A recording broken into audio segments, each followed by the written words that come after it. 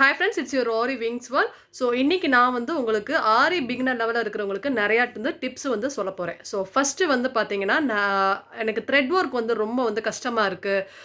Practice பண்றதுக்கே ரொம்ப டிஃபிகல்ட்டா இருக்கு அப்படினு வந்து சொல்லிருக்கீங்க.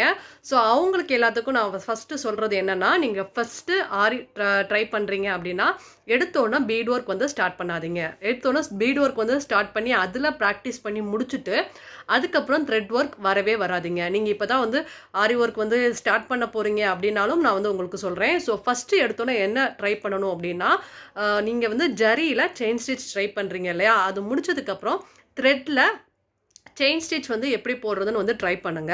அது முடிச்சதுக்கு அப்புறம் threadல உள்ள எல்லா ஸ்டிட்சஸும் பிராக்டீஸ் பண்ணி முடிச்சதுக்கு அப்புறமா தான் நீங்க வந்து bead workே போகணும்.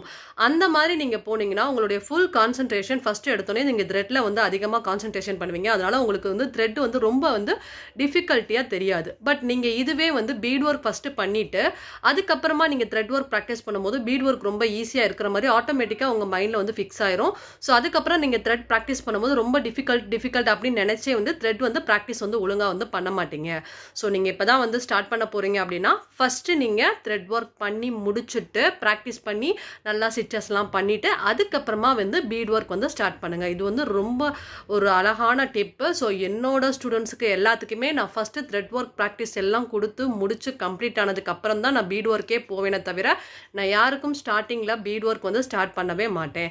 கண்டிப்பா இந்த ஒரு வீடியோ உங்களுக்கு ரொம்ப யூஸ்ஃபுல்லா இருக்கும்னு நினைக்கிறேன். பிடிச்சிருந்தா சப்ஸ்கிரைப் பண்ணுங்க and then கமெண்ட் பண்ணுங்க. வேற ஏதாவது உங்களுக்கு டவுட் இருக்கு சோ அத வந்து என்கிட்ட கிளாரிஃபை பண்ணனும் அப்படினா மறக்காம கமெண்ட் செக்ஷன்ல மென்ஷன் பண்ணுங்க. சோ உங்கள்ட்ட இருக்கக்கூடிய ஒவ்வொரு டவுட்டையும் கண்டிப்பா நான் வந்து கிளியர் பண்ணுவேன். ஒவ்வொரு வீடியோல நான் கிளியர் பண்ணிடுறேன். சரிங்களா? சோ அது போக வேற thread workக்கு என்னெல்லாம் வந்து பிராக்டீஸ் பண்ணலாம் அப்படிங்கறதே சின்ன சின்ன பாயிண்ட்ஸ் எல்லாமே நான் வந்து உங்களுக்கு என்னோட ஸ்டூடண்ட்ஸ் வர்க்க கம்பேர் பண்ணி எப்படி இருந்து அத கிளியர் பண்றது எல்லாமே வந்து நான் அப்லோட் பண்றேன். Bye bye. Have a nice day.